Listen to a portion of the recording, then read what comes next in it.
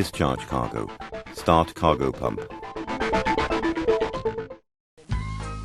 Notify the engine department the estimated time to start cargo pump once informed by the terminal representative.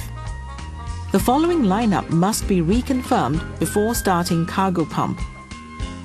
1. Tank main valve and valves in suction side of the pump are opened. 2. Pump suction valve is opened. 3. Pump delivery valve is closed. IGS supply pressure is set to 6 to 8 kilopascal. Before starting cargo pump, notify the berth master. Chief officer will then inform all deck duty and officers the starting of cargo pumps.